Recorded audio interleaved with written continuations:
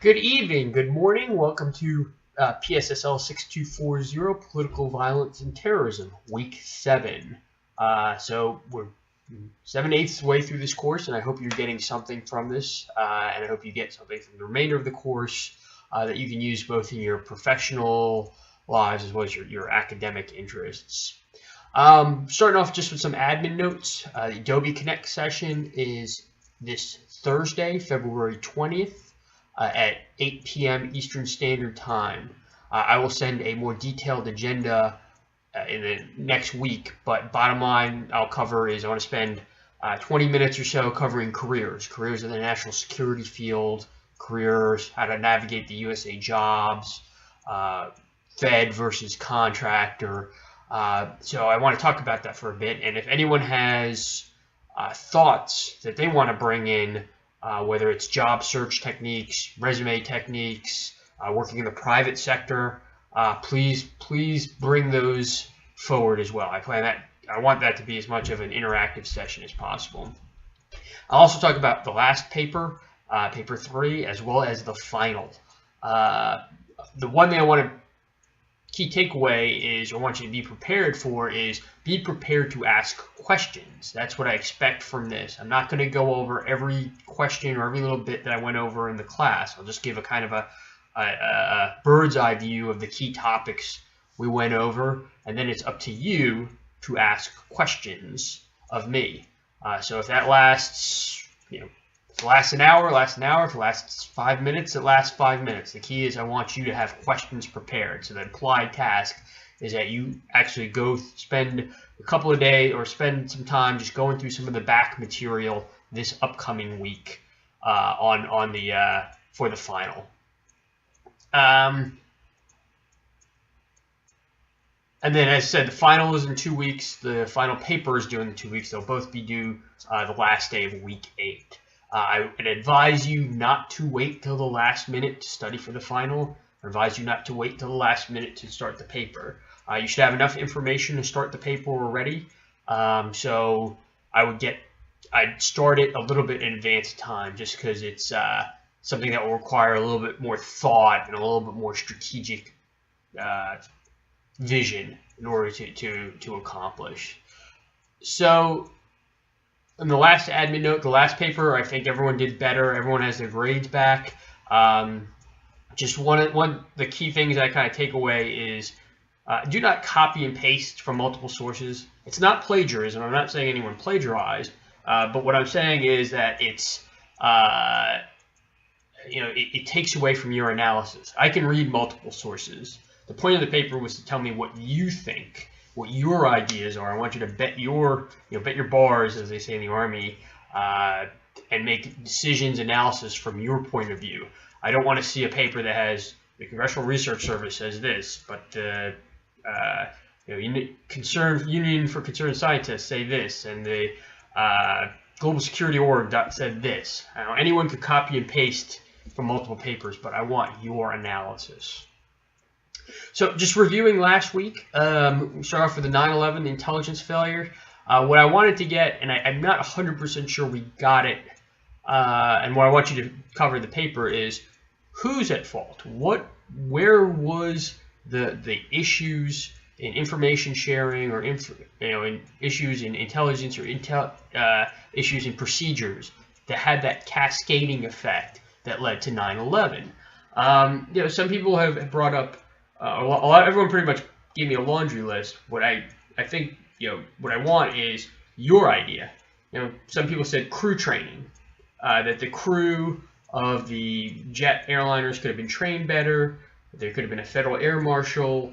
There could have been reinforced doors. That would have stopped 9/11. Others have said the NSA didn't share the information regarding the Yemen safe house. That the NSA was tracking it, but they weren't sharing that information with the FBI and the CIA, and that was brought up in the movie. Others have said that watch listing wasn't pushed down, and you saw in that clip from the lecture about how one of the 9/11 hijackers was caught by the police, but he didn't have the same database that they had accessible to U.S. federal authorities. That wasn't pushed down, and if it had, the 9/11 hijackers could have been uncovered. Others just said the memo about Arabs in flight training, that should have been pushed up. So there's a laundry list you can choose of. What I want is you to narrow it down to one or two and describe not only is this the easiest, or not only is this would have stopped 9/11, but it would have been relatively inexpensive and easy to stop. For example, if you said that we should have had our security, or our transportation security, or our FAA should have secured the flights more to stop a hijacking.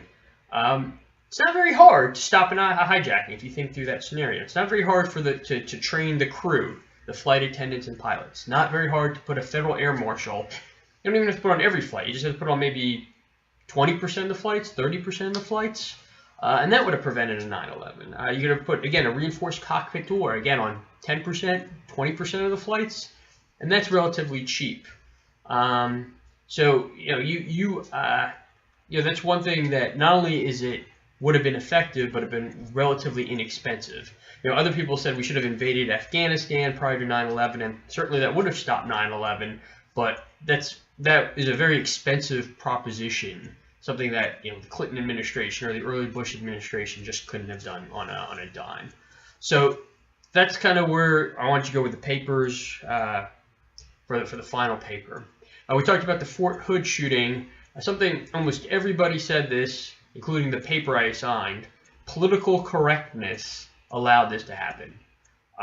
Political correctness, Hassan's superiors allowed him to be radicalized or allowed him to engage in radical activity, and that had a contributing factor.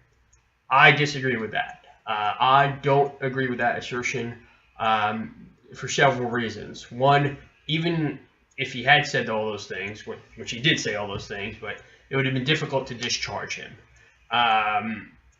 It just is, for those of you who are in the military, it's pretty hard to discharge someone, especially a high-ranking person that we've invested thousands of dollars in, tens of thousands of dollars sending him to medical school.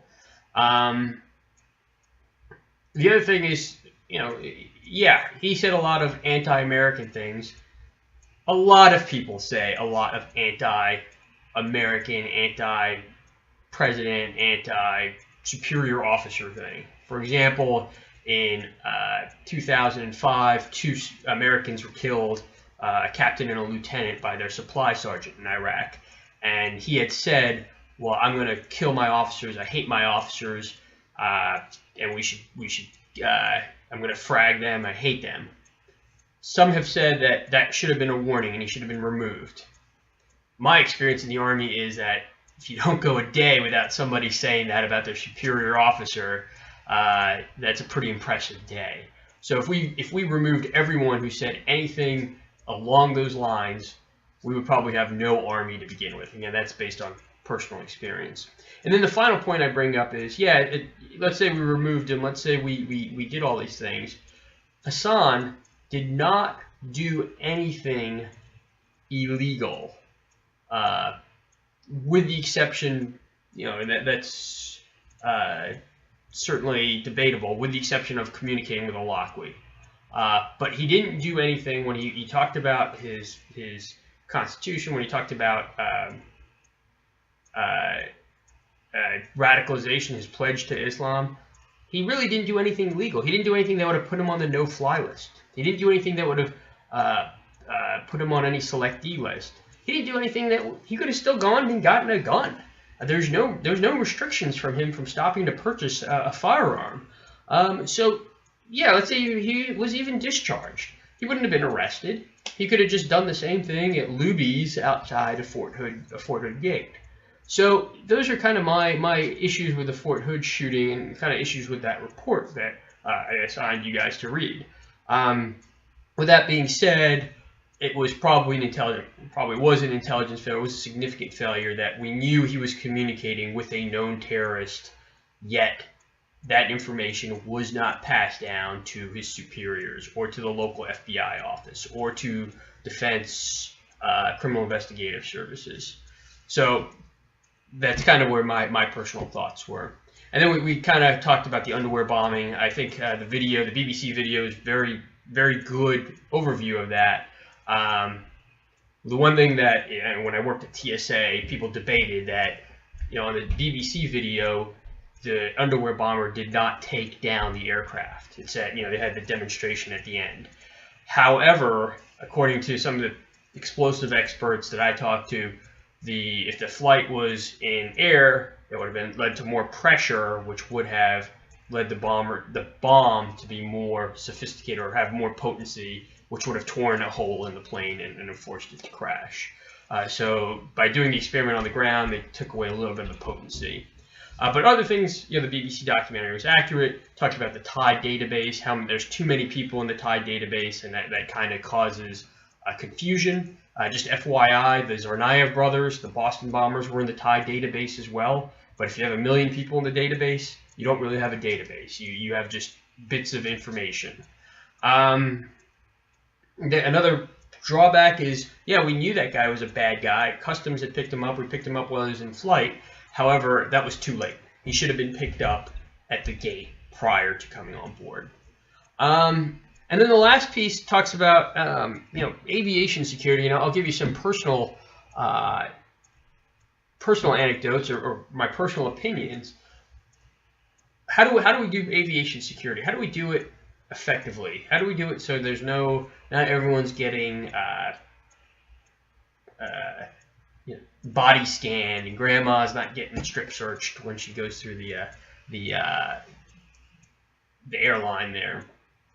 If it were me, I would have something, and I don't want to say profiling because that's a word I don't like to use, but I would have risk scores for passengers and restrict passengers into different populations.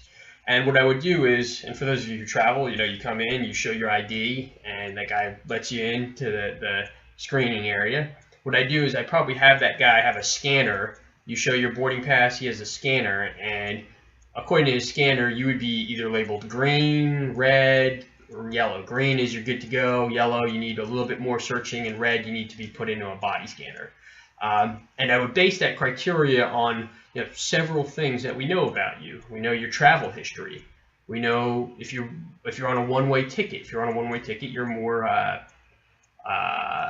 susceptible to terrorism.